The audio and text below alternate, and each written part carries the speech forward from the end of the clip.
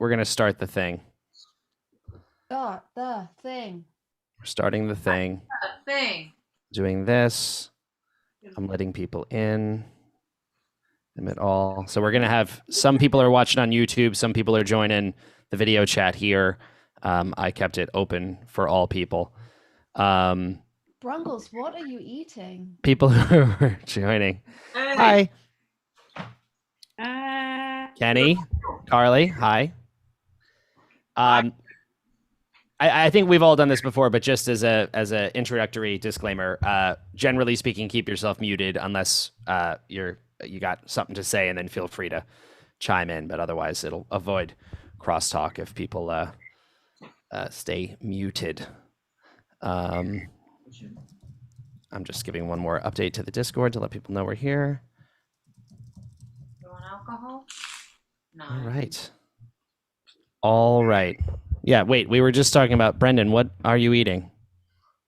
When I played the two mixes, it's a long story. So I played the two mixes that I sent you back to back for the first time today. I realized they were like significantly not the same volume. Okay. So I ran downstairs and ran off another one with a more appropriate volume, which I overshot and is a little too low. But we'll talk about that later. Okay. Sarah here had already made breakfast for the both of us, and I kind of missed it because I was running off another mix on the mix machine, 2000. Right. So, So it brings me back to my original question. What are you eating? rice cake with 3 fried eggs on it, hot sauce, and some sweet potato fries, and mingled with other waffle sweet potato fries, I should say. Are they sweet potato fries? No, I did not serve him eggs on rice cakes, first of all. Let's say that. Secondly, we had leftover Mexican food that periodically, when we had leftovers, we heated up with eggs in the morning for breakfast. So we had leftover Mexican food. Among the things we ordered included waffle fries. So waffle fries are involved in his eggs. Did the leftover Mexican food make it onto that whiteboard on the fridge that reminds you what you're supposed to eat? Yeah. Yes. It didn't, because we only ordered it last night. It hasn't. Oh, there you go. So it's not old enough. No. These guys have a thing on there. It's actually a really good idea for leftovers, but I walked in one day and it's like a reminders board on the refrigerator. And for like Monday, it said, reminder, eat Mexican food. And I was like, wow, what a thing to remind yourself. Well, like, ooh, don't forget. Waste food. No, I wish I had that in my life. And how many times have you just forgotten that you had something in there? At least 2. At least 2. Yeah, because by the time you remember, it's too late. Yeah. So true. So true. So yeah, I probably have hot sauce all over my face, but you know. No, you're back enough. We were saying before everyone joins that your shot right now is framed so well. It just looks magical in your home right now. Not as good as Kenny's. Well, Kenny's, he's, Kenny's always reading the news, so. Yeah. No, you guys have nailed it with the background. It's very impressive. We had a rough go last night putting the tree together.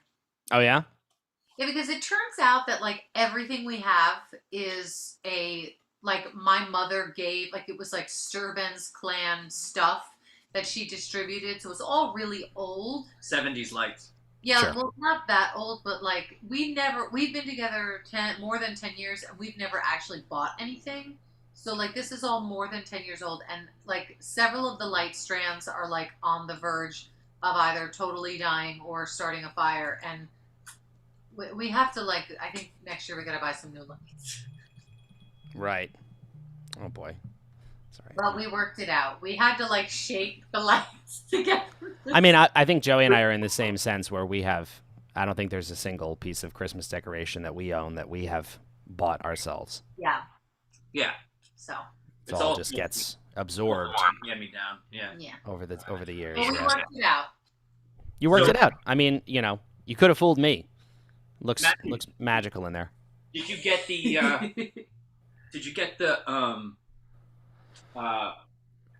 Yeah, I did. Mixes? Don't even need to finish the sentence because I know what you're talking about, and I got it. I didn't know. This is actually Oh, hi, Simon. Simon. For we're gonna debut a song, which I did not know was gonna happen today. Yeah. But yeah, we're gonna debut a track. Oh. That just Brendan. Well, he was just saying he was running around, but I got that email minutes ago. I didn't know So that's that. pretty fun. Yeah. I live here and I didn't know that. See, I was gonna say you didn't know. Well- He was running around and putting Mexican food on rice cakes, and The reason Yeah. nobody knew is because I wasn't sure I could pull it off, but then it came together, and I was like, okay, yeah, sure. Yeah. So, thanks, Newman. this is more random business than we usually talk about here. But Brendan, that interview went okay the other day. Oh yeah, and it got me thinking about guitar amps and things. We did an interview for a guitar podcast guy who wants to talk about guitar sounds and things like that. There's a radio station actually in Canada, Toronto or Vancouver. Yeah, I think so. Yeah, Yeah. British Columbia, I think. And you know, we went deep on it, and if anybody cares, I came up with like the sort of like cheapest version of what you can do to like have fun with an amp in your life, in your own life, if you want to like walk down. I tend to prefer things that are cheaper and less popular, but were good for like, oh, they got this right in this little corner of time, but then they stopped. You know, there's a lot of products out there through the ages that were excellent for guitar and for music, but that didn't catch on, and those are always my favorites. Right.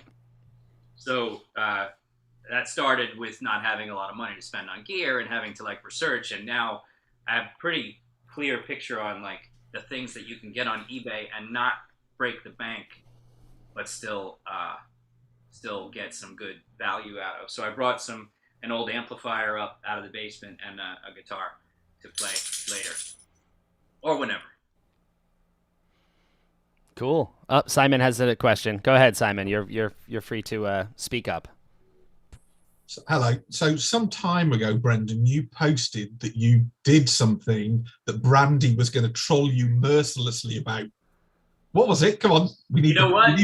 It doesn't matter anymore because something else happened that like sort of erased it really well.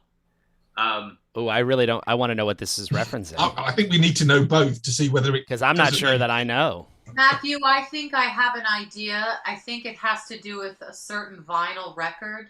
Oh, that. It's one. not that? It's not that Okay, one. sorry, I'm It's not wrong. that I'm wrong. Does it have to do with a certain a person we were just on tour with? Yeah, a text chain. Yeah.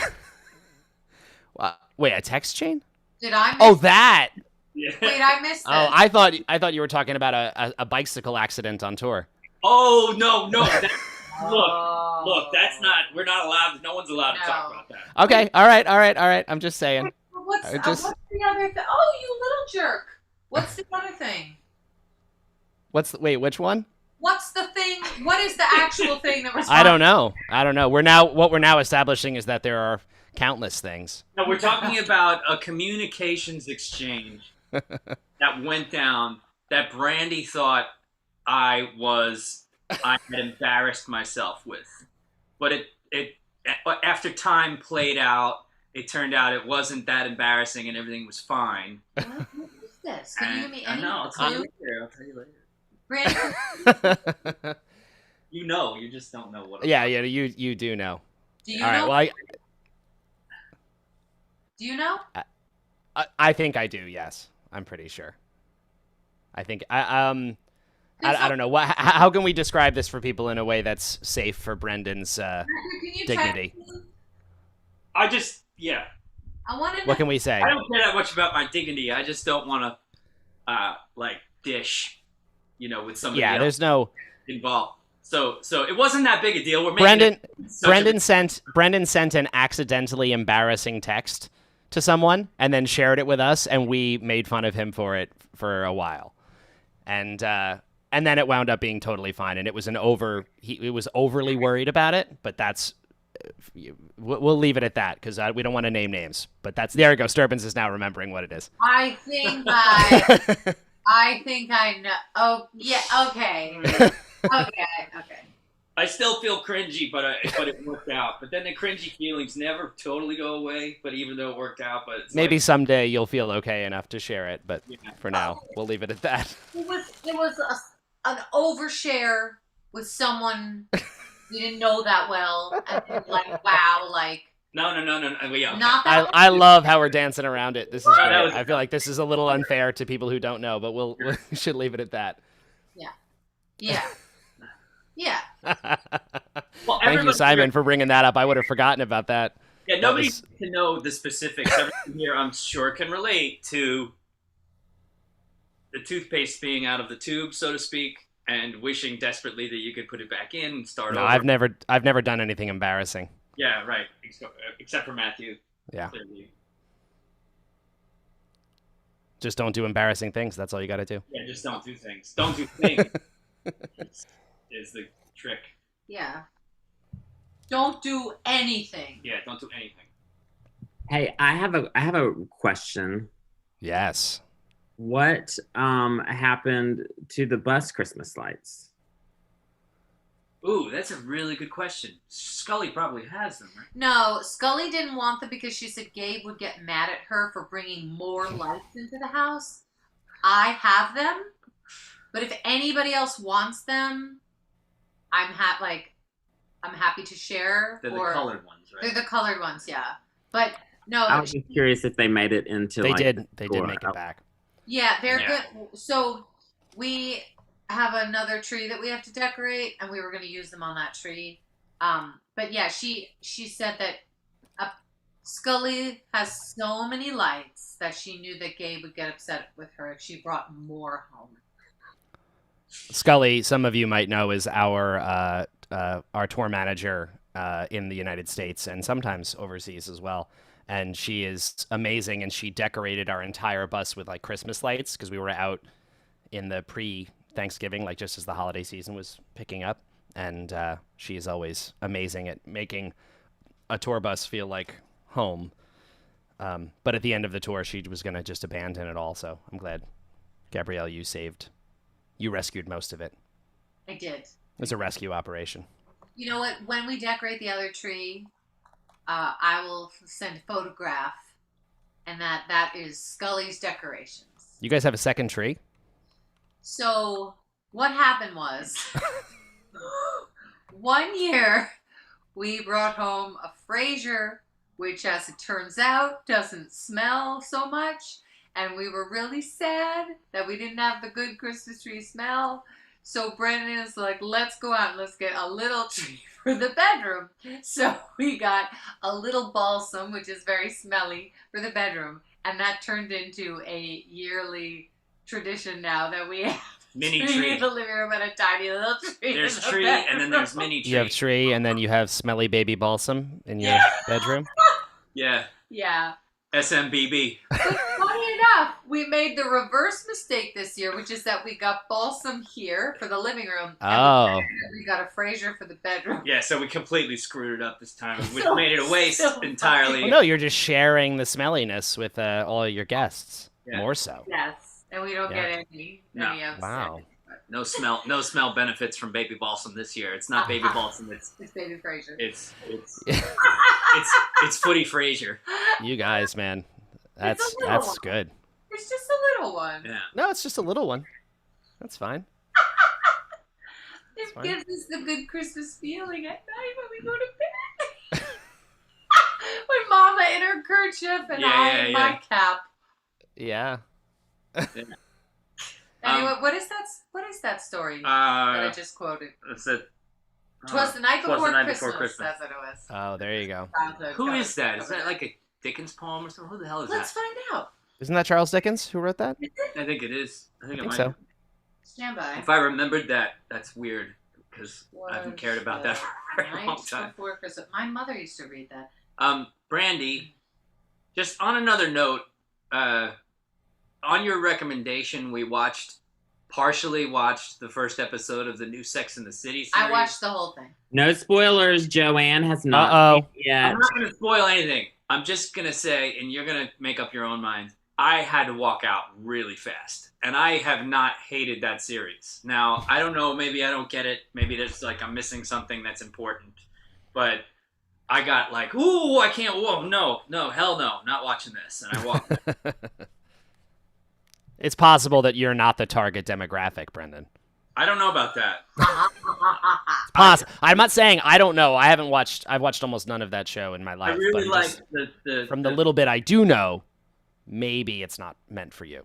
I liked the Sex and the City movie and thought it had good morals. Which movie? The first film that they released. I love that. She gets left at the altar and he thinks that's good morals. No, that's not what.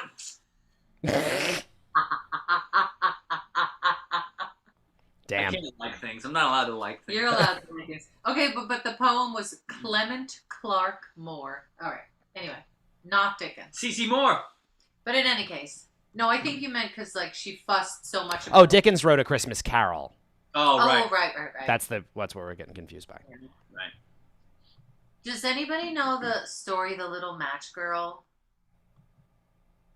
I don't think so. It's a horribly depressing story that my mother used to read every Christmas. All right, let's read. Great. Me crying by the end. We were like, "Why are you reading this to us?" It was kind of funny. Anyway. Wow.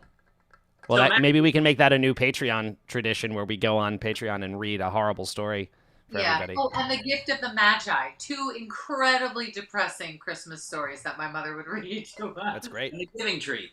Oh, that's a terrible one. I hate The Giving Tree. Y'all know The Giving Tree? Of course. Oh, One of my all-time favorites. Yeah, I love it. I that love it. tree gave everything he had. Yeah. Still wanted more. So, what? I mean, you always have an agenda, Matthew Jones. I kind of didn't for this one. We haven't done one of these in a while, and we haven't really spoken to people directly like this since we did a bunch of touring. But now you have songs to share, so I think the agenda is going to sort of be set for us. Obviously, for everybody here, I'm happy for people to just hang out and be with us. If anyone has a question or anything you'd like to ask, always feel free. Brandy has a question. Go ahead, Brandy. Wait, what is this guitar that you're holding? It's not new. Don't worry. Okay, Okay. I didn't buy something new. This is the first Barrington I was able to acquire in my adult life. It's a Barrington BGW. Let me take the tuner off. BGW 275, which is a super cool, completely hollow, thin line. There's no neck block here, and I removed all the knobs and put little sort of buttons in the holes and buttons in the toggle switch because I don't want to use that because I installed the Paul Reed Smith 5-position rotary switch from the 80s. This pickup right here is super special. That's that's a Paul Reed Smith Deep Dish 2, not 1, 2. Deep And this, dish? Yeah, deep dish. Yeah, They don't make them no more. like a pizza. They don't Like a make pizza, yeah. They made it for a short time in the '80s for Mr. Leslie West of Who's the that? band Mountain. He's Oh. the guitar player for Mountain. And they developed a prototype that had the same exact output as a P90, but was a humbucker. That Is P90 high or low output? P90 is a high output single coil, Okay. but when you turn it into a humbucker to get rid of the hum that a single coil has, you reduce what typically would be a humbucker pickup almost by half. So What it is it's a- space? no, it's a low output humbucker, or Interesting. specifically output to an impedance that humbuckers never have. And this is a Paul Reed Smith Dragon 1, which is from the 80s, and is a super kind of like vintagey Alnico type Les Paul, but like a little bit different. So I'm super excited to hear the new song. I was gonna say just to let people know, this I referenced an interview. This guy reached out. We get interview requests pretty often, and this guy from this radio station was like, "Oh, would Brendan be interested in talking about his guitar tone I only need like 20 minutes. And I was like, well, brace yourself because Brendan's going to talk to you for 4 hours. So clear your schedule because you might need 20 minutes, but he is going to give you the complete. I was like, It was pretty careful. bittersweet on the Summerland tour.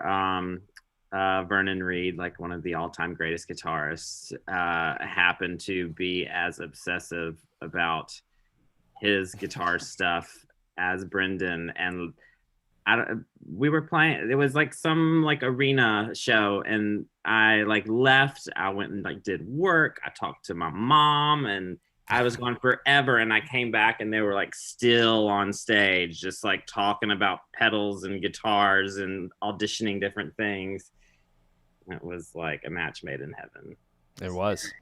Yeah, I actually can say that with the exception of Vernon Reid and a guy named John Kimbrough from Walt Mink, I have never met people who I could sit there with that way. It's even guitar players. Most guitar players are not that interested in that stuff because it's like, I don't know. I don't know what makes you interested in that stuff, but it's kind of rare, and I understand that not everybody has a tolerance for it. But I'm fascinated by the electronics and all that stuff, and Vernon was too. So it was really nice to have somebody on tour who was like that. What's that group called?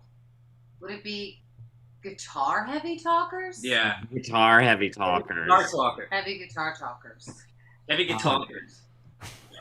Guitar Talkers. Yeah, there was a very quickly like it was like if you walked into that group, it was like, this is so cool, like listening to them talk about okay, now I'm gonna like, how do I get out of this? Have somebody but also I noticed on your tailpiece, is that where you got the idea for your Public new forum. tailpiece thing? For my what? The W? You mean this thing? No, that thing, but like, you know, yours is on the W guitar, you like customized it sort of. Is that where you got that idea? So yeah, so this tailpiece here, what came on the guitar because somebody had tried to emulate a Cheap Trick vibe, and I thought that was super cool, so I just kept it on there. It's not the tailpiece that the guitar originally came with. It's a different one. These are available on eBay, and I don't even think they're like $40 or less even. But it did occur to me that this makes possible like a sort of more complex intonation of what's behind the bridge. So this is a little chord, you know, right? And that's, if they're all in the same spot, if the distance is exactly the same because it's just a fixed tailpiece, that's kind of boring. This makes it a little bit more like, you know, it's just like almost like a harp kind of weird thing. So I experimented with the sort of varied finger one that I use on the other, which is the kind that comes on, I think, well, what is it? That tailpiece comes on a very expensive Gibson, like a Birdland or a L5 or something like that. It's like 6 bars, Yeah, individual bars instead of one. Individual movable pieces for each string that are affixed back here, and I took it apart and moved them around until it kind of made a W, but it made this chord that I wanted at the beginning of the song Lullaby. You can hear like the right, that little. It's in a W Sweet. shape? Yeah, it happens to be a W. That I think chord, I never noticed which that. is a coincidence, but fun. So yeah, that stuff. That just reminded me, I got a new instrument. What'd you get? What'd you get? Did you get it yet? Yeah, Brandy's Volunteer. his banjo. Wow. Oh, That's Wow. so weird. What does it? Brandy? What does it sound like plugged in? Is it real sort of scratchy and papery like I like them? Maybe. I think so. Yeah. It's very light. I watched the new Beatles documentary, and Paul McCartney was talking about how he loves his like bass because it's so light. And but it was like a day or so later that arrived, and it was like, this is so light. Yeah.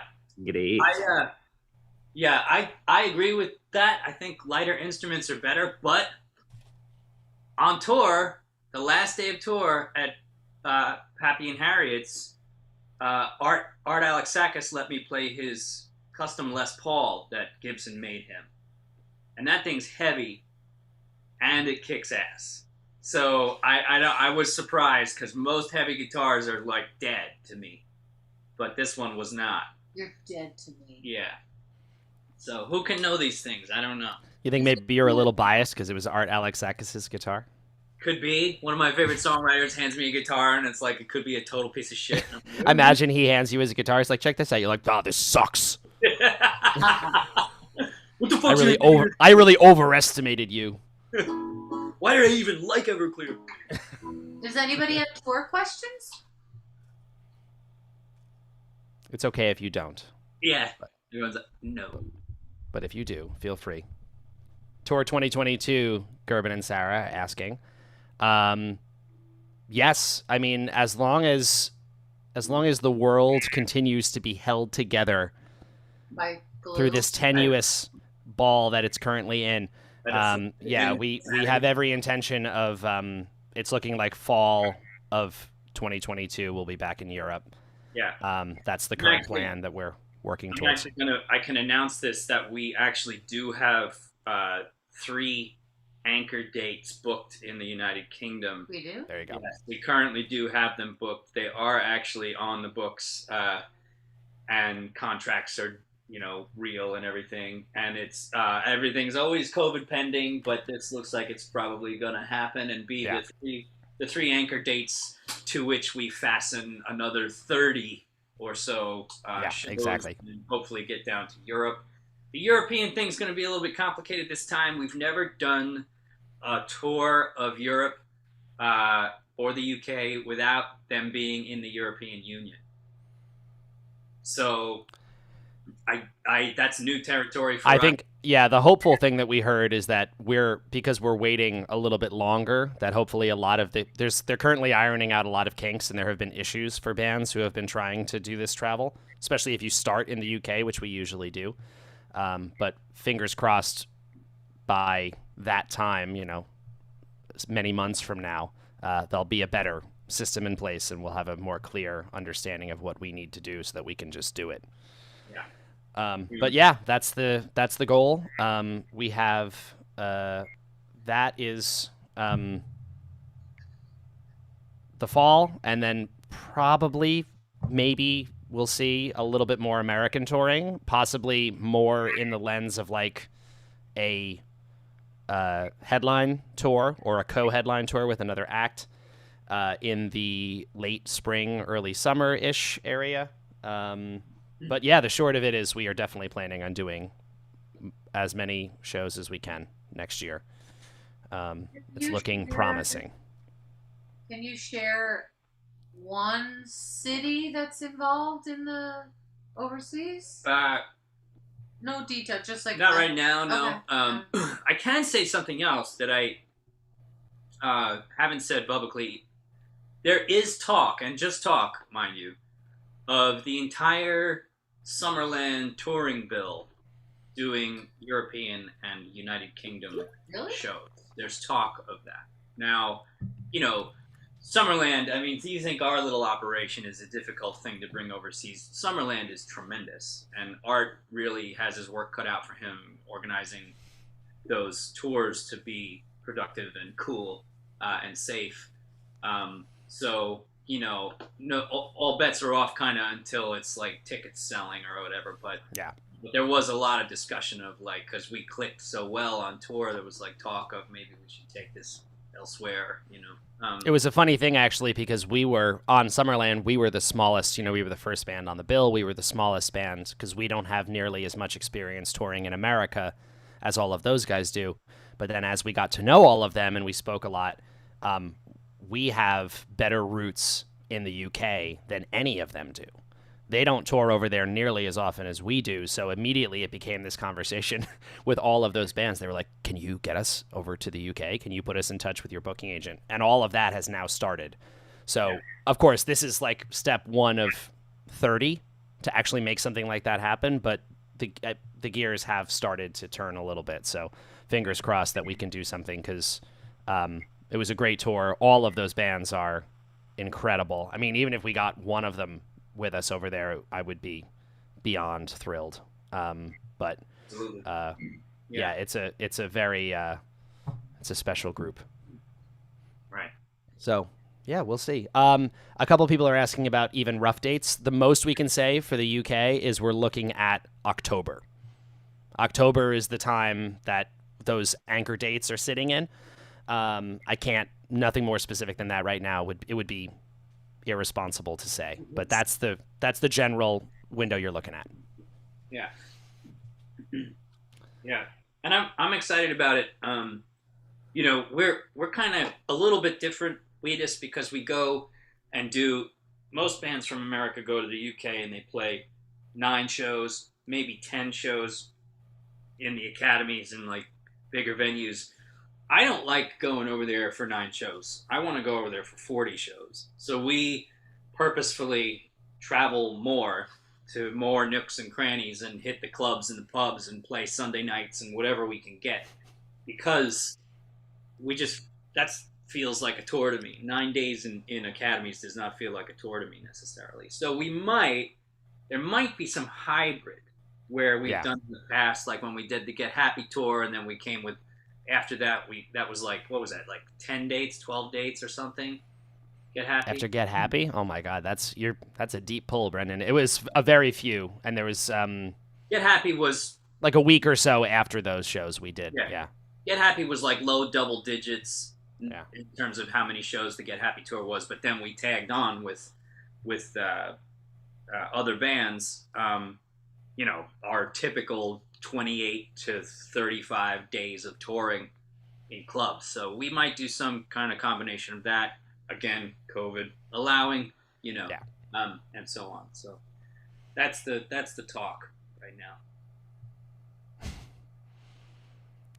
I see you, Gerben and Sarah. That's it. We'll do that. We'll make sure we're there to coincide. They're going to be in London doing a Spartan race.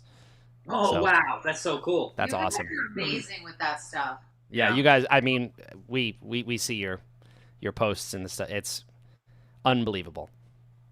That would literally kill all of us. Yeah. We would perish.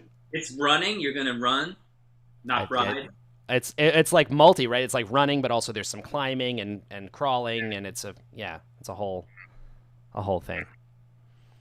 It's very intense.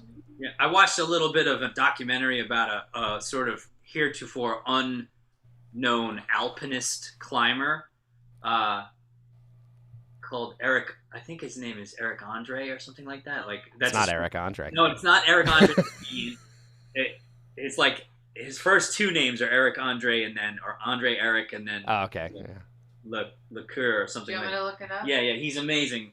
And he does I don't know if you know who I'm talking about, but the guy who just did Free Solo, I forget his name too, is also in this documentary. Andre Leclerc? Andre Leclerc. There we go. Mark Andre Mark Leclerc. Andre, not Eric Andre. Mark Andre Leclerc.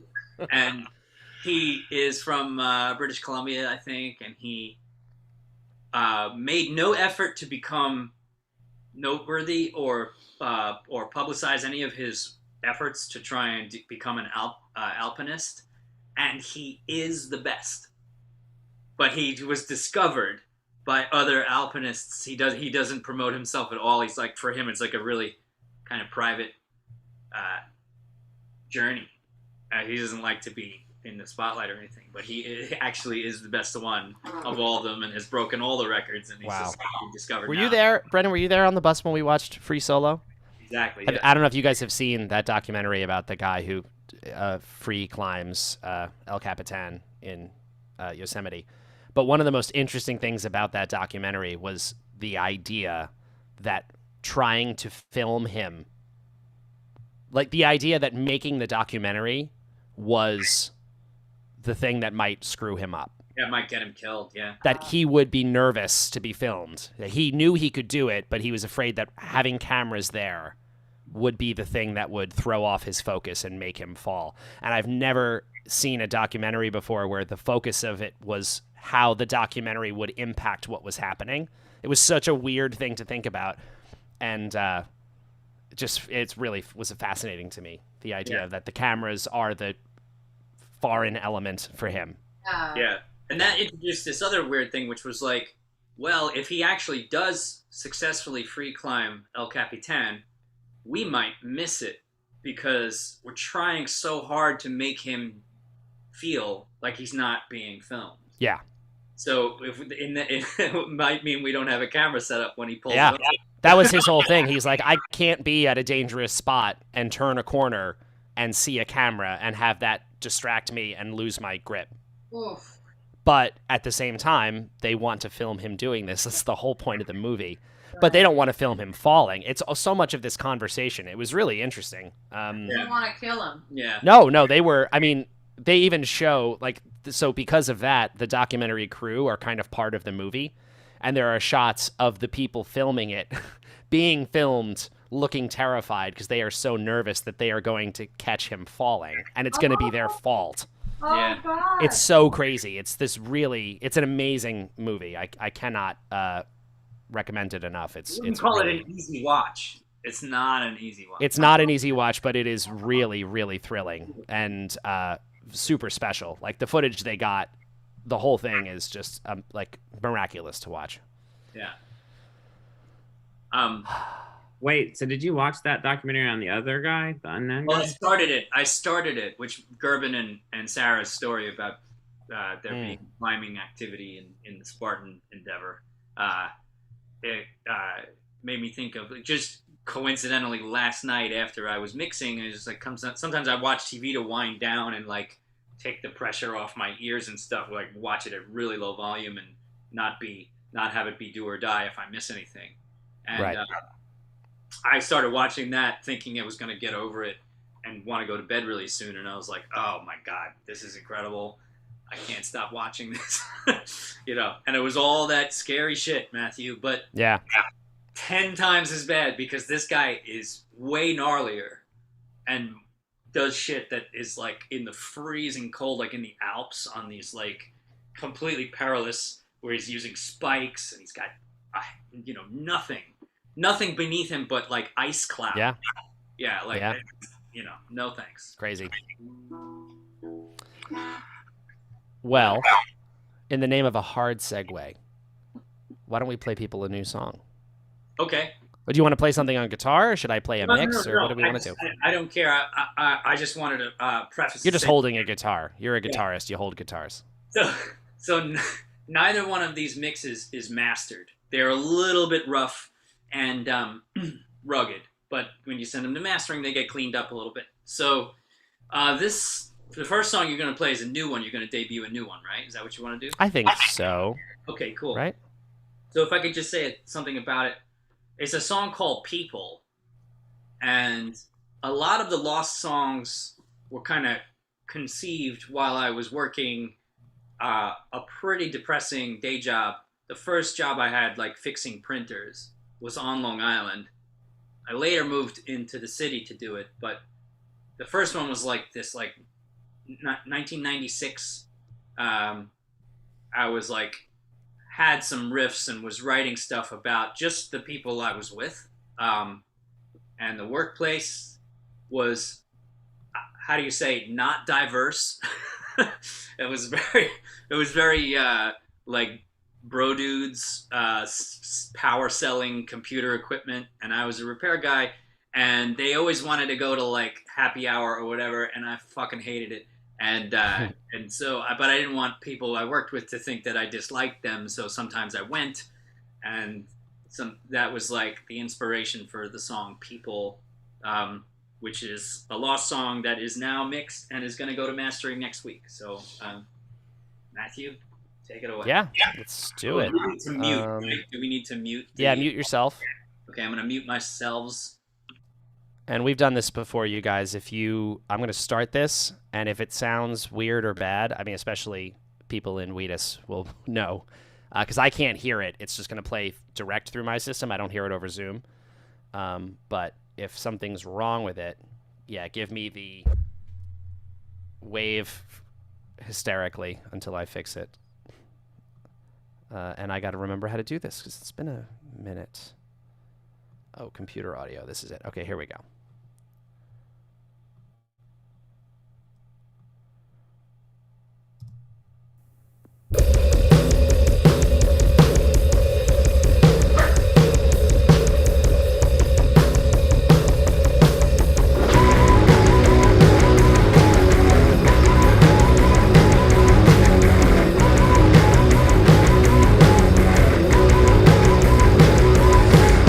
Well, sex machines and nectarines, we almost lived together. He tattoo high school principal, the weekend is for level. Binary wearing bifocals, bicycle full of 3B. We didn't get to meet before you didn't wanna know. We were down, just like all time people.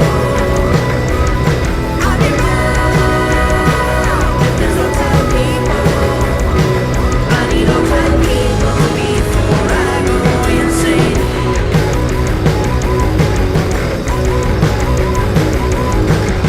I know one likes a jerk at work, they're hiring another. Inappropriate at happy hour, creepy boss's brother. So stick around for benefits or disappoint your mother. Then book another staycation and never ever leave. When I'm down, I need all time people. I'll be round if there's all time people. If I'm down, I need all time people. I'll be round if there's all time people. I need all time people before I go insane.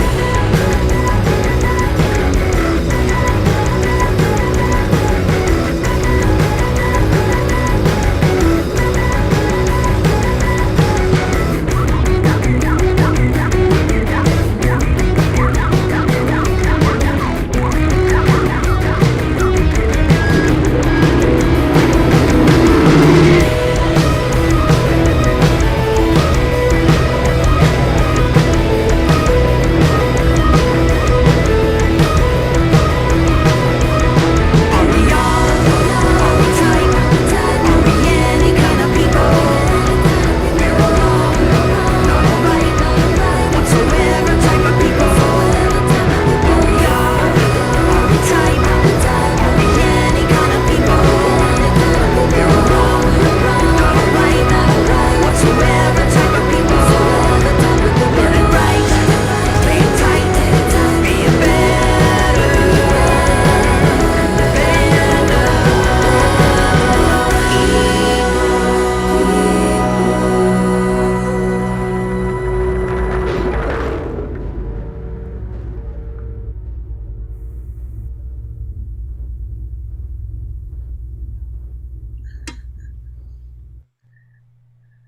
Well, there you have it. Yeah. That's pretty cool. Just so you guys know, that was the first time that we have heard that. I mean, I've heard the song because we recorded it, but I haven't heard that mix. The last mix I heard was like a rough version from a few months ago. That sounds great, Brendan. I like you added some weird, like, I don't know if it was an effect or something, or if it was just lower in the solo section in the middle. That felt really different to me. It also has that big sort of like Yeah. volume build gliss thing. I'm so glad you heard that. Yeah. So, the very first guitar rig that I plugged in and built for the Wheatus thing had a wah-wah pedal on it, which made its way onto a Vox wah pedal that was on the Hey Mr. Brown guitar solo and was also on the Leroy guitar solo. But there was all this other work prior to that I did in a rehearsal studio on Long Island where I was playing a PV Classic 50 amplifier, tube amp, and a Dan Electro Daddy-O pedal for full overdrive, tube screamer for just overdrive, basic overdrive, and this wah pedal. And that guitar rig never made it on the road. The wah pedal and all that stuff, we never took that one on the road. And I was always like kind of regretful. As a matter of fact, it barely even made it onto the first record. So these lost songs, I felt like, oh, well, let's mix them and record them the way that like that rehearsal studio sounded. Kind of trashy, like wild, like flying apart, noisy guitar solo stuff. And what this didn't have, Matthew, when I got to finish the mix, Mhm. was a wah solo, which it originally had. So I plugged in the Vox wah pedal and I overdubbed a third guitar right up the middle on a wah pedal. to Yeah, do the solo. So that's what you heard. I'm glad. that's you what I heard. heard. That's cool, super cool. Yeah, I like it a lot. It gives that solo section a lot more. It's like a different thing, and then the sort of like swell out of it is really neat too. Yeah. Yeah. Yeah. And some of it is I was riding Brandy's keyboard glisses and stuff. Right. Good job, Brandy. Yay, Brandy. Good job, Brandy. Brandy really did it this time. Can we learn about the pony? Yeah, who's that dog? Yeah, we got a lot of questions about Jeff's pony here.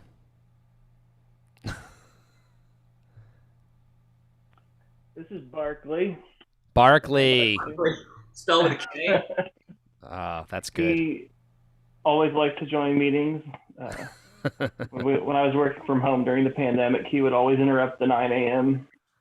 stand-up meeting to hang out. He's so Oh. cute. That's a good dog. That's a good dog. Oh, we got another dog. Look at that. Kit. Aww. Hey, Kip. Look at that. Everyone's bringing out their dogs. Yeah. Well, we have Buddy over here, but I wouldn't dare He's pick him not- up. No, don't do that. It's too risky. And that was Cosmo on the beginning of the song. Oh yeah, the bark. What the hell? Oh no. Okay. Ooh, we lost you for a second. Yeah, Oh, no. You're good. the screen went away for a second. Yeah, Cosmo has now makes 2 appearances on Lost Songs. Yeah. He's in Through as well. Because he's so loud and annoying. Cosmo forces himself into all sorts of situations, It's true. and that includes our records. Who's barking on Break It, Don't Buy It? That's not a real bark, is it? Break It Don't Buy It is not a real bark. No. That is a synthesizer that sounds like a dog bark. Yeah. But is not actually a dog bark. Yeah. Yeah. That was before. Now we were emulating dog barks, but now we've advanced Yes. to actual field recordings We have the real thing. Yeah. of dogs barking. I should also say, going back to the mix for a second, Yeah. when we play a mix like this on these things, we expect feedback. If you guys have something to say, you feel like the mastering should do this or do that with it, I'd love to hear all that stuff. I'm always interested in how it hits different ears, because I wish I could pull my ear off and put yours on so that I could experience the way other people hear things, in particular with Matthew, because I think Matthew and I hear things very differently, but somehow, even though we process the exterior reality in totally different ways, we often have very similar likes and sensibilities, which is weird. So I don't know how that works. I'd love to know how that works. This is like the whole, like, if you were looking at the color green and I'm looking at the color green, how do I know that you're not looking at orange and we both just call it green? Right. You know. Sure. It's true.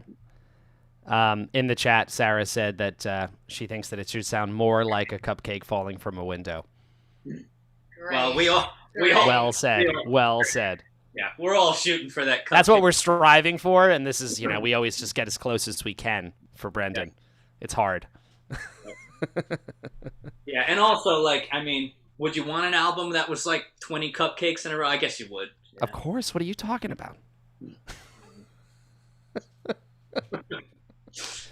All the cupcakes. All the cupcakes.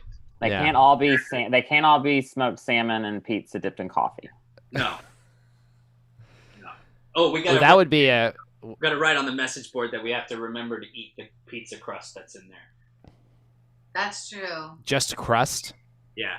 Save the crust for dipping, because it's kind of like the next day it's like biscotti a little bit. See, this is the sort of stuff I'm talking about, you guys. This is like, imagine just. No, you I think most of you have been to enough of these sessions that you're getting an idea of what it's like. But you can imagine, from our perspective, walking into our place of work, and there's a notice on the refrigerator that says, "Don't forget to eat old pizza crust."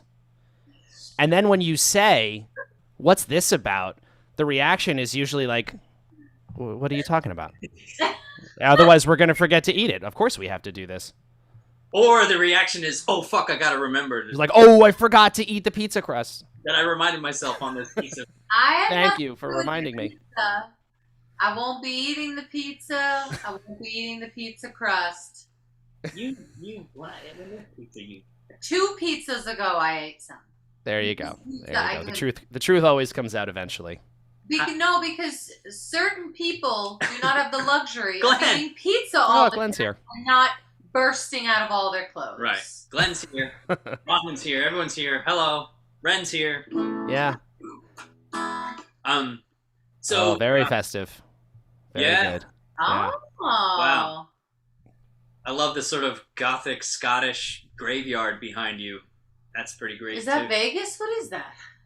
Oh no. No, it's a graveyard. Vegas. That's my family burial plot in Ireland, in Killarney, Wow. Wow. with a rainbow right down to our That's gravestone. Vegas, Mr. Sullivan. That's What do you crazy. say? That's Wow. gorgeous. That coupled with this shirt and tie, it's a little ominous right now, if I'm honest with you. I mean, the festive tie helps. Undertaker. No. What was the movie we watched on the bus? The scary one with the ball that cut people's heads apart? Phantasm. Oh, Phantasm? That reminds me of Phantasm. Glenn is the tall man from Phantasm. Yes. On the last tour, Brandy and I watched Phantasms 1, 2, and 3, but we didn't get to finish 4 and 5. And I haven't watched them yet, and I feel like maybe I should wait to be with Brandy again. I agree. It was one of the most delightful.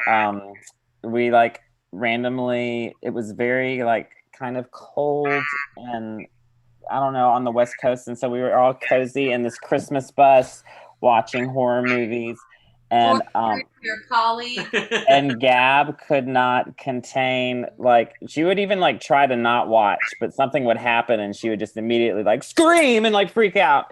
And it was so cute and wonderful. And like, she needs to start going to horror movies just to contribute to the audience. Yeah, she's a ambiance great of, participant. like, Gab would scream from the back of the bus and would scare all of us so much more than the movie. Because it would just be her yelling wasn't- behind. yeah. It's like it was as if it was a whole new element of surround sound. I get scared very easily, which is why I don't watch those movies. Yeah. And to be fair, on the bus, unless you're in your bunk with earplugs on, sometimes it's hard to avoid the horror movie Yeah. trilogy or quadrilogy. I suppose so. Well, me and Brandy were the more late night crowd on this. We were tended to watch these when people were asleep. The late night heavy watchers. Exactly. Late night horror group. Yeah. Yeah. No, No, these aren't heavy. Those Phantasm movies go down real smooth. Yeah. They're great. The one I walked in on that I was like, yeah, if I saw this when I was younger, I would have got into it. Was I think it was part 3, sort of like where they go on like revenge with like guns and like they're just driving from town to town trying to find this graveyard of like scumbag people, demons. Yeah. For fans of horror, which I'm seeing Simon is also not a fan of horror, but if you are, the Phantasm movies are really weird and delightful. And you know what? I would bet anything that's going to get remade in the next few years as we go through and do these remakes. I haven't done it yet because it's so bizarre, but someone's going to do it and it's going to be a hit. Yeah. It's so strange. Get Rob Zombie on that shit. Mm-hmm. Rob Zombie's remaking The Munsters right now. I don't have a problem with that. Yeah. Wait, is the hairy uncle, is that Munsters or is that Adam's Family? The one that's just hair? Wasn't Yeah, it? That's Cousin It. That's the Addams Family. Oh, sorry. That's okay. Munsters. Yeah, Munsters. They had a creature in the basement. They had the Dracula grandfather, Yeah, right? Dracula Grandpa. There you go. And then there's a creature in the basement of the Munsters that maybe you don't see. Is that Elvira? Like No. type of lady? Elvira is a different thing. Elvira's a totally No, different. no, but is there a lady who looks like Elvira in the Munsters? Oh, the mom kind of does a little bit. Has like, without the big bouffant. But Matthew, so do we want to play the new Truffles mix? Yes, we will definitely play the new Truffles mix. Before I do that, because Glenn chimed in asking about the documentary, the feature documentary, and if we have a release date for it yet. And the answer is that we don't. But at this point, as far as the overall thing goes, the movie is effectively done. I can't remember if we talked about this on one of these before, but the filmmakers, Ian, I think, is not with us today, but he is often around, but sent us, effectively a final cut of the movie that was approved. And we're very happy with it, and we're very pleased with it. They are, I think some of you saw he teased, they're cutting a trailer right now, the first official trailer. But what happens after that, to a degree, is going to start with them. They're going to, it's, ultimately they made this, and it's going to be their thing to start with, and they're going to explore options in terms of submitting it to festivals, offering it to film studios if somebody wants to buy it, get a producer on it, these types of things to start with. And we'll be along for the ride on that kind of thing, but to a degree, at least to start, the ball's in their court on how they want to maximize the release of this, whatever it winds up being. But the hard part, the part that took 11 years, is effectively over, and now it's just a matter of deciding how it's going to ultimately be released to the world. Yeah. It's important to note that AD, Lane, and Ian, and Danny have been essentially working without being paid to finish this thing. Yeah. Some expenses were covered by us where we could, but this has been this pure Labor of love. yeah, labor of love for them. And it's pretty incredible to me that they were able to eke out an actual film that we were like, whoa, They did a great job. maybe we should do this, kind of thing. Yeah. And just as almost in their spare time, so to speak, which I think became full time for them over the course of it, but they stuck with it in a way that I wasn't sure that people would, frankly, nor would I expect. And and it's really cool that they went the distance on it. So It's a very strange experience to have been. They filmed for so long, and we did multiple rounds of interviews. I mean, you'll see in it when you see it that they sat down with Brendan and myself and a few of us multiple times over multiple years for these conversations about where we were at and how things were going. And you just do that. We're on the tour, and it's like, oh, we're going to sit down and talk to the crew, and then it happens, and you forget, and then to then be presented with a movie of those things is impossibly strange and surreal to go back and then see it. It doesn't seem like it's a real thing. It just seems like a thing that's happening around you, and then suddenly you see the finished product and you're like, oh my God, it's been quite a trip for us already, and it's not even out in the world yet, but just to I think some part of us, because we weren't privy to a lot of the work they were doing, it felt like this thing that just was never gonna happen, and now here it is. Yeah, it's crazy. Yeah. So yeah, no release date yet, nothing official, but you will definitely hear, especially I think in the not too distant future, you're gonna start getting way more updates from Ian and AD and those guys about where it's at, and some content, some teasers, clips and stuff are going to start appearing, and you'll see them. Oh my God! And I had somebody an idea. asked. Oh, sorry. Go ahead, Brandy. What if, once the tour routing is confirmed, maybe we could do a few screeners on screenings on the next Fall Wheatus tour. Okay, so thank you, Brandy. That was an excellent segue, because I was going to say, I can't remember who it was, but somebody from Patreon asked about if there was going to be a possibility for some sort of a Patreon exclusive screening of it, a viewing party, something like that. And it was Hannah. Thank you, Hannah. And the answer, I would love to try to set something like that up. I think that would be super fun. Ultimately, we'll have to coordinate with those guys and make sure they're cool with whatever we decide to do. But something like that would be super fun. And if it was in conjunction with a tour or even just some sort of a virtual thing, we'll explore all of those possibilities. But nothing would make us happier, I think, than to be able to share it with you guys first, if we're in a position to do so. So, yeah. There you have it.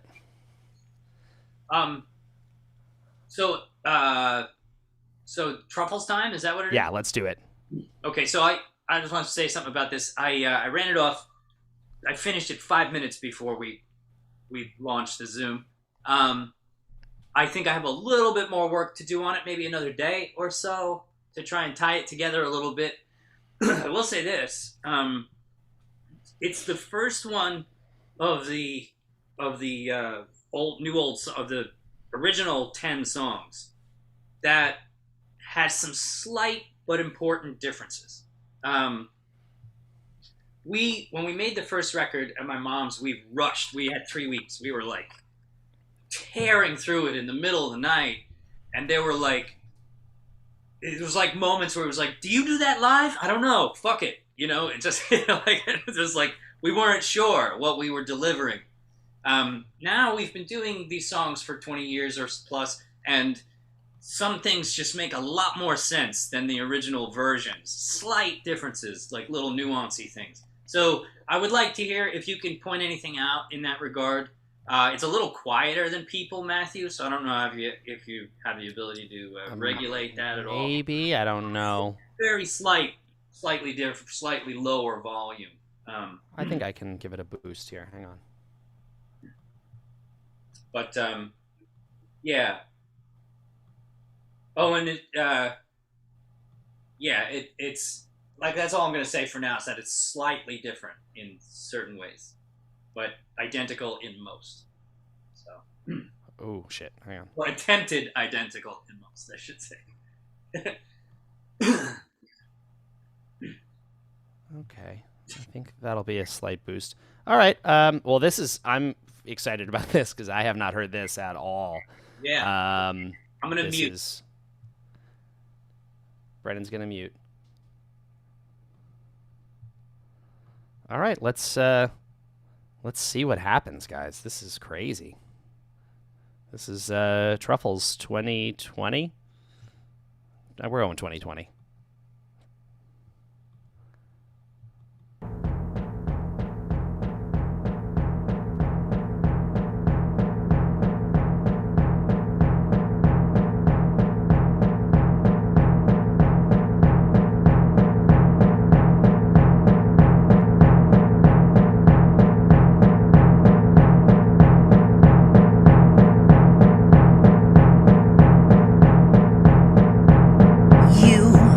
You think you're such a badass, you think you're such a roughneck. But I saw you outside eating truffles with your moms on the patio. I think it's really sad though, and tell your girl to quit bugging me. Cause I saw her outside sucking dick in the bathroom of the bus of the Iron Maiden cover band. When your pencil neck breaks, when your bird chest caves in, I'm gonna win. When your pencil neck breaks, when your bird chest caves in, I'm gonna win.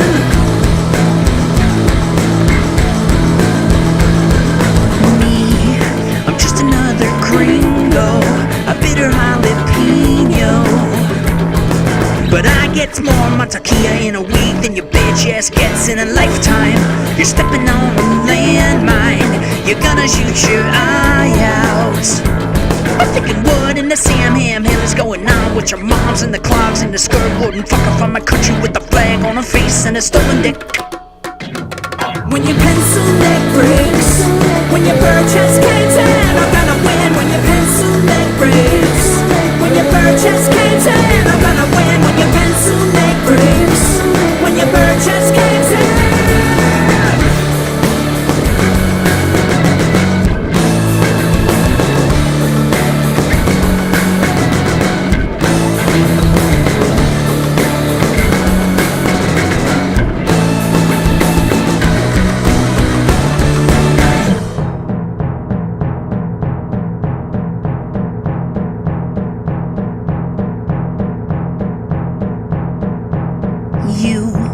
You think you're still a badass, you think you're still a roughneck.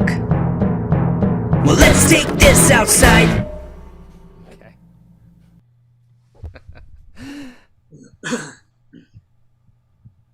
Cool. What's a cute start? I'm just kidding. I'm kidding. I'm just kidding. I was saying we can Great. now we can give the our friends here a real authentic experience because I have notes. Okay. I think your voice is a little too loud. Yes. First. I want to hear more of the bongos in the mix. Okay. Because that's one thing on the original version. The bongos are really slapping and out there, and I want more of those, especially in the first verse. I feel like the first verse, when it cracks in, like needs a little bit more of that to give it that energy. Mm-hmm. I love that you have the keys in there. Keys are not. I don't think there's any keys on the original version of Truffles, right? Well, there were, but they got completely washed out in the mix, so we didn't have a chance. Yeah. Was I correct? Did Brandy do the live thing that we do going into verse 2, but just him? That made me very happy. That was super cool. There's like a little like you guys know we've changed the arrangement of that song a bit since the album version, and there's a little like run that we do going into verse 2 that I didn't play, but Brandy does on the keyboards, and I could hear it. I was like, oh, that's fun. Also, and yeah, I think the vocals was the biggest thing because I think your vocal is like very sculpted and just sits above everything else in a way that's unusual.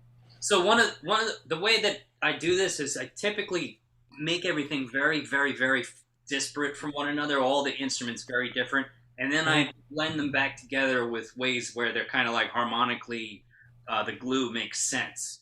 And I haven't gotten to the stage where I like the vocals stand alone enough to blend it back in. So it's still like this, almost like exploratory, like under the microscope sound for the vocal. You learn more about what you're listening to when you do that. Like you do like a version of it that's like a little too zoomed in, right? And then as you figure out what you're dealing with, you integrate it back into the mush the way that it needs to be, and not just tuck it like that. So like I have that's what I said. I have a little bit. I think it's in the compression. I need to like grab it down a little bit more. And I agree with you on the bongos. I think that they need to flare out a little bit. Phil rode them up in the in-betweens, but he tucked them in the choruses. And I think I just need to take those chorus moments and just pop them up, Right. Yeah. And then just the only other note I have that's interesting is the intro is like 5 times as long as it is in the original version. Well, so that's interesting. So the version of the intro that we have is actually copied from. We said we couldn't figure out like how long was this intro. We have no idea, right? Because that's not on the record. That's not on the multi-tracks that we did have from 2000. We didn't have that. So we had to like pull this back off of an MPC 2000, the original zip disk, and rebuild it. Me and Phil spent we had to reconstitute it from scratch. But we had no working example of how long the intro was. But we do have the example from the album that got released. But then here's the funny part. We used the Columbia Records master that came from Sterling Sound to reference the original masters, but that's not the record they put out. They had trimmed it at Sony.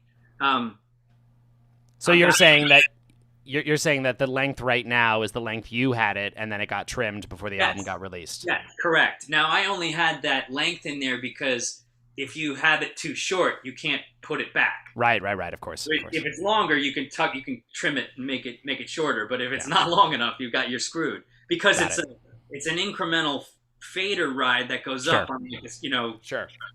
Yeah. So also, and I you know me, I don't care, but just to so everyone knows, and again, I don't care. I did the timpani programming on Truffles, not Phil. I'm sorry. Well, so okay. You did. You and I rebuilt the first one, and then we came in, and Phil had built a second one because he remembered something that we had done that you and I didn't remember, that I didn't remember, and he was like, "No. We took we took one that was tuned to this note and we dropped it an octave and we put it in here. Don't you remember that? And I was like, I don't remember that at all. So he's talking about something from 1997 or so in his studio when we were building it on the MPC that he recalled. And he's like, why doesn't this sound right? What's going on here? And I was like, he's like, is it the original? I was like, it was reconstituted original. He's like, that's because you don't have this second. We had a second set in there. So he built it from memory, which was So two. all my hard work. No, but yours is in there too. There are 4 timpanis. Oh, okay, that's fine. Right. So there's 2 stereo pairs of timpani building throughout the thing. I wanted this to be my first drum programming credit. It still will be. It kind of is. I think this was the only one I did. I because again it was so long ago, but I remember doing this with you. We were still in Northport at that point. Yeah. And I think this was the only one I did. I know that Leo did all the programming for Gangster. Right. But those I think were the only 2 that happened that way. And then Sunshine, Leo did the kick but played the snare, which is Right, different right. from the first recording. Yeah. Okay. Well, I'm going to stand by my original statement, guys. Timpani programming, this guy. Yeah. I did it. You're Yeah. welcome. You're welcome. Woo-hoo! It was Longer my than pleasure. 80. Thank God. My pleasure. So, does anybody have any comments? I want to hear from people on this because you know what this originally sounded like in your. Just really quick, as Jeff just asked, in Truffles they are real drums, but the intro, that timpani build up, that boom boom boom boom, those are samples.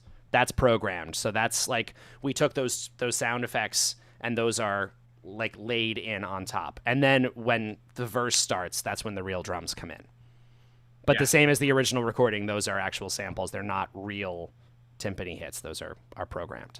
Timpani, notoriously difficult instrument to record, Yeah. especially if you're using more than 2 notes. The 2 moments on the record, it's that, and then in the real different one is "Wanna Be Gangster." The drum beat in "Wanna Be Gangster" is completely programmed. That's not played live. That's a drum loop. That There is were a sample. never, except for the Abbey Road version with Bruce Dickinson, there were never real drums on "Wanna Be Gangster" on the original album. Those are all programmed hip hop sort of loops. Yeah. I'm sorry to interrupt. I am going to excuse myself because I still have a ton of work to do today. But love you guys. We're eBaying like tons and tons of stuff. Sturbans is off to the eBay world. Everything not in that frame right now is for sale. Is for sale. Unless it's Bronwyn's art, then it's definitely. But that's in the frame. I can see it right there. No. There's another one. There's another. I can see another one too. They're both there. they're both there. Oh, that's See? right. Yeah. Okay. I know what I'm talking about. It checks out. You know more about the room I'm in than the one who's in it. And the Glen Wheatus. Yeah. Oh yeah, your whiskey. Yeah. Have you ever shown that before? You should show that. Okay, hang on. I'm gonna knock down the Christmas tree trying to get Perfect. it. That would make this all worth it, really. Yeah, that's the content we're looking for. Some Clark W. Griswold shit.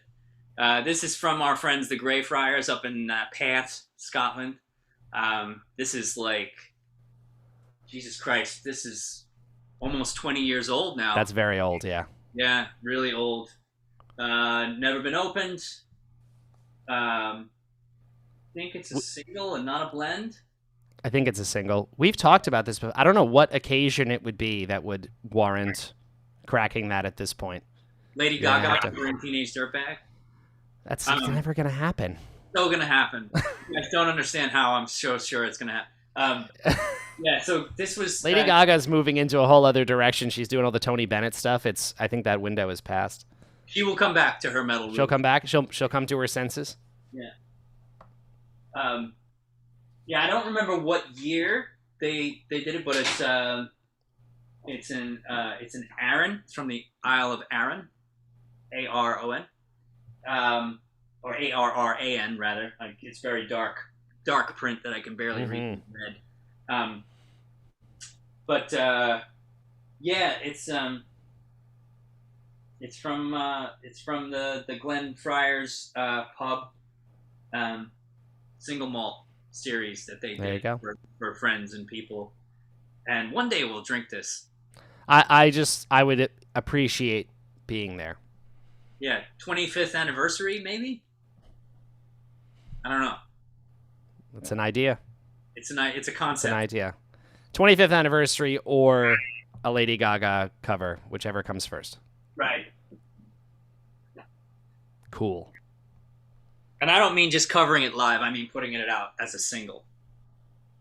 Oh yeah, no, you've made the parameters out of control. So I could go back. We're going off in tangents. Does anybody have any recommendations besides Matthew's very lucid and pertinent suggestions on the Truffles remix or re-record? There was Gerben and Sarah pointed out in the chat that it was, again, it felt like a different vocal sound than previous things that they had heard. I guess including People, which we just listened to. Right. Yeah. So People had at one point was the same, where the vocal sound was sort of like up in your face for exploratory reasons, and then it got sort of curtailed in a specific way to integrate into the mix better. I guess that's the next step for me. It might be the final step besides those rides on the bongos. Yeah. But yeah. So yeah, if anybody, you can chime in too. You can just like hit me on Twitter and tell me what you think. All I'm that. seeing here the also the first verse seemed different, which I agree with. I think that's the bongos, Gerben. I think to me that's what I hear. I feel like those hand drums are just not coming through as loud. And people are asking if it is slower than the original version. It is the exact same tempo. It's the same tempo. Again, when we play this live, we play it considerably faster. It's a funny thing on album 1 where almost everything, with Dirtbag probably being a big exception, we joke about it all the time. Truffles, we play way faster. Hump 'em and Dump 'em, we play way faster. Hey, Mr. Brown, we play way faster. We tend to push the tempos of all. It's a kind of a normal thing to do live when you're exciting live energy. You tend to play things a little bit quicker to keep the energy up, especially for songs like that, which feel like they should be high energy. But yeah, it's one of those funny things. If I go back and listen to the first album, almost everything when it starts, I'm just like, oh my God, it's so slow. Yeah. And you know what about that, I feel that the song that suffered the most from being rushed on the first album was Love Is a Mud from Hell. Mostly because I felt like it needed to push a little bit quicker in the choruses and lay back a little bit in the verses maybe.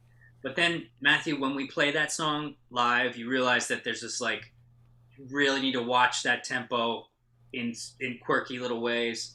And the way that we re-recorded it, I think we addressed all that.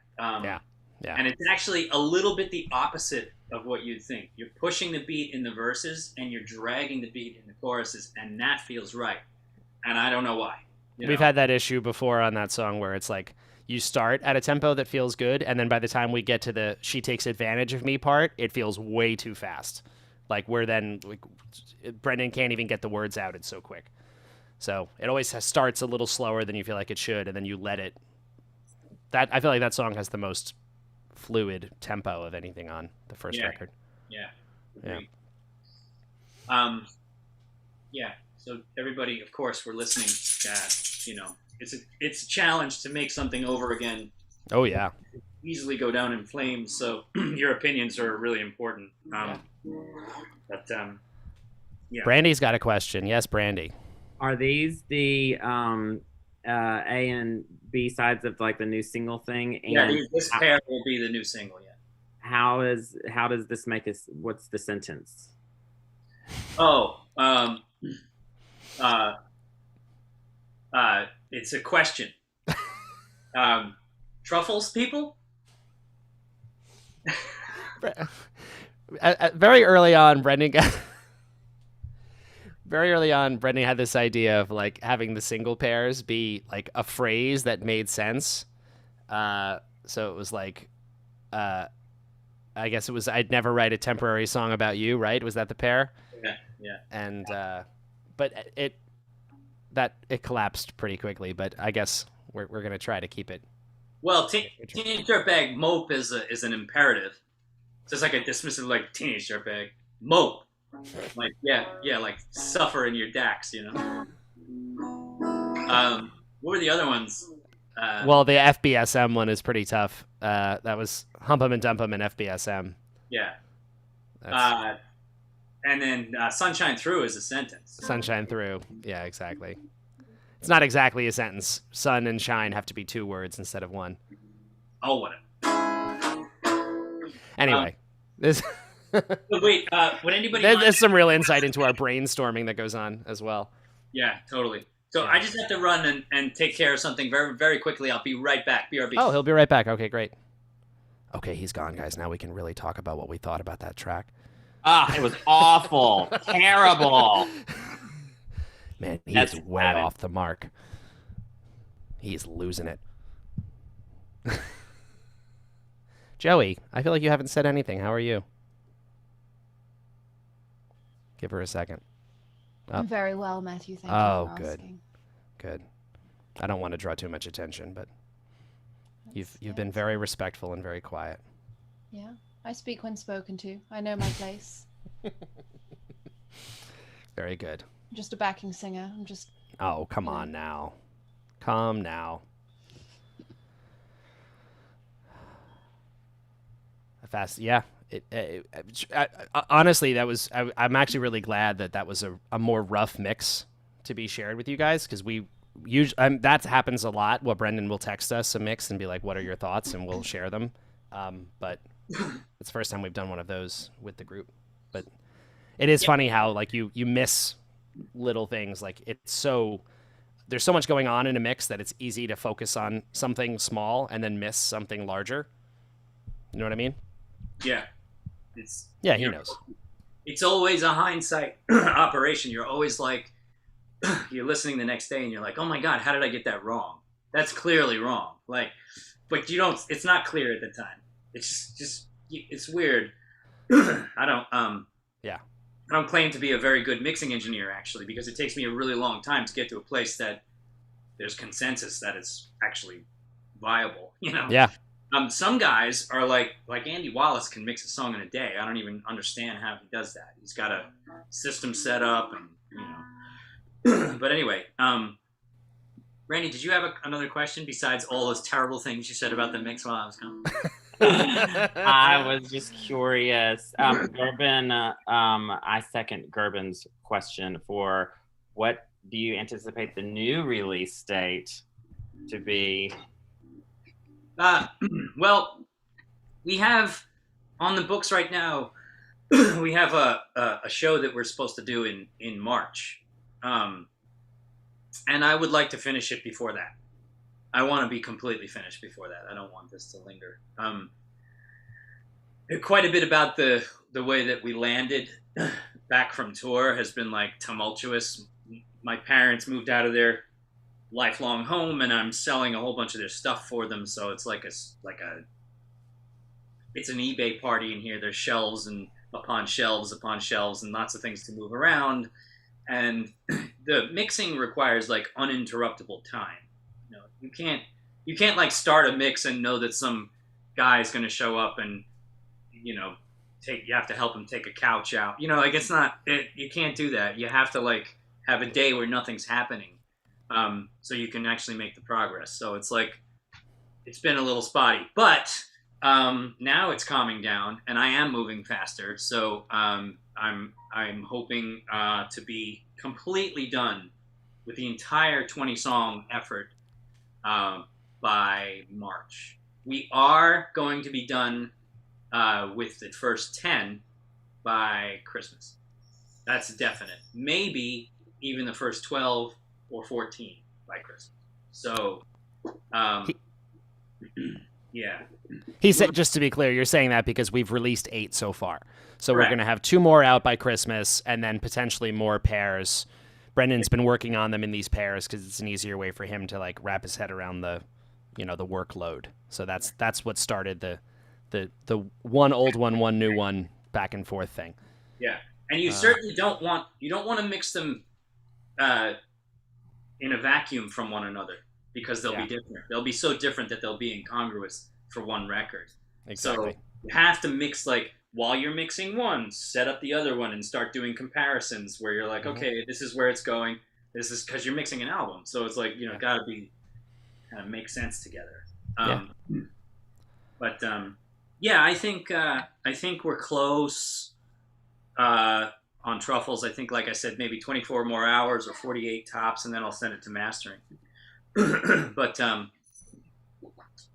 then the other ones are gonna run a little faster because they're from from a period where I was working with Phil the first on Dirtbag. It took us a really long time because we weren't really sure how to set it up properly. Now, after that, we got into this phase where we set everything up properly, so we're good. But We have a couple other. I was gonna say actually, this is. I mean, we usually do this anyway, but this is the for the holidays, and January is usually a quiet month. No one really tours in January. We don't do as much, so we are kind of all in our respective homes, and Brendan is taking the time to kind of crank this out. So we're basically leaving him alone to get this important work done, so that when we get back out to the road next year, it's off. The deck is cleared, and we have the music out there, and we can just focus on the shows. Which, on that note, I think we'll definitely do another one of these, at least one in January, because we will not be together probably in January. right. So it's also fun for us because we don't get to see, we haven't seen Brandy here since we left him behind in Los Angeles. Yeah. Hi. Right? Yeah. And I really and then I went to Williamsburg for a week, and then I slept for a week, and I feel course. like I've only been home and conscious for maybe a week. We really haven't been home that long. Mhm. Our tour ended, mid-November. So, I know it feels like yeah. feels like tons of stuff has happened. Yeah. So, and there is more stuff in the pipeline. Funny enough, Brendan's, we got a couple other things brewing. You've got there's that cover thing that you're doing that's going to come out eventually. Another thing to add to your to-do Remind me list. the deadline on the Brit pop thing. On You the know, Britpop thing? That's just a vocal. The one that's just a vocal. There you go. Two Brit. There's no strict deadline, but sooner than later you should. I actually sent you a new version of it yesterday. I don't know if you saw that. Yes, I did. That should be much easier. Brendan's doing a fun a cover. Ooh. Here's some good hints. Brendan is doing a collaborative cover with a few other artists where he's going to sing the lead, and it's a popular song by a band who we have covered before. But it's not the song we did. It's a different song by that artist. How's that for a teaser? Wait, I don't know when maybe- that will be out yet, but it'll be out shortly after Brendan gets around to doing it. Yeah. So that's in the pipeline. We have a couple other things, like smaller one-off things like that are brewing right now. But yeah, I think we're gonna probably wrap it up because we've been going for a good long while here, and people have Sundays to enjoy. It's Sunday, right? Before we sign off, does anybody have anything that they'd like to say Of about course. Truffles? We'll unmute you, and you can give your Or anything. Or anything. Yeah, but If anyone has anything to say, this is your chance. And it's okay if you don't. But if you do, I don't know if you can see it, but I'll say something. Glenn says the Vice piece was awesome, and I thought so too. oh, Well, yes. yeah. The Vice piece it turned out great. And of a great sort of side note around that is, because we were talking about the documentary earlier, they came to us asking if they could do that just as we were finishing the documentary with those guys. And we were really nervous about the timing at first because we didn't want to undermine the larger project that we had been working on for so long. And without giving anything away, if you've seen the Vice piece, the documentary, what is covered in the Vice piece is sort of covered in the documentary, but it is 1/20th of the story that the full-length movie will tell. There's, We made great effort to make sure that it was it wasn't going to be the same story told twice. The full-length documentary is much less about the making of Teenage Dirtbag alone and much more about what it means to be a band for 20 years. for 20 years following something like that. after all of this time has passed. That's really what the movie is. Yeah. But before we sign off, I would like to just, if there are any aspiring guitarists who are on a budget and want to get to a place that's kind of special in the tone world, my opinion, only my opinion, is that you should look for the older Hughes and Kettner stuff, right? Specifically, let me go down here a little bit. Brendan's not being paid to say this, you guys, just to be clear. I am not. This is a true endorsement. Yeah, this is one of my favorite amplifiers. This is a Hughes and Kettner ATS 60. This was the first amp that I played like clubs with in New York, and everyone was mad at me because it was small, but it was my favorite from a sound perspective. They made them in the 80s. You can still get them online from time to time. I think there's one of these is on Reverb right now for $250, which for what it is a really good bargain. And because it's a tube amp, it has a tube preamp in it. It has a really cute sort of clean sound that is like...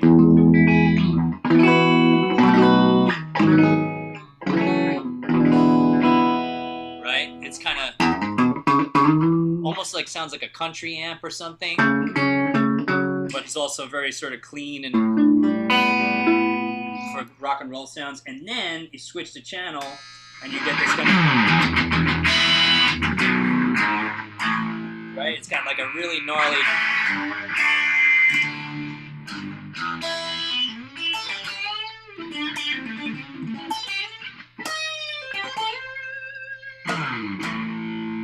I mean, it's super cool.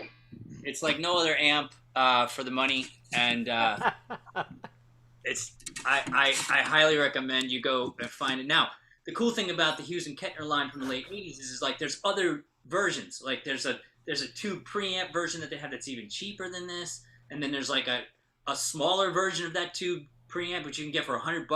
So it's like excellent stuff made in Germany in the 80s. And nobody knows or cares about it, so I buy them when they go on Reverb. And I love them. Yeah. So, there's the thing. You know what, guys? That's some true passion for a product right there. Yeah. My first one of these was stolen out of my grandma's Mazda on Bleecker Street in 1992. Why does Bleecker Street sound familiar as like a thing? Is that like a thing? Bleecker Street? It's a pretty notable street in downtown New York.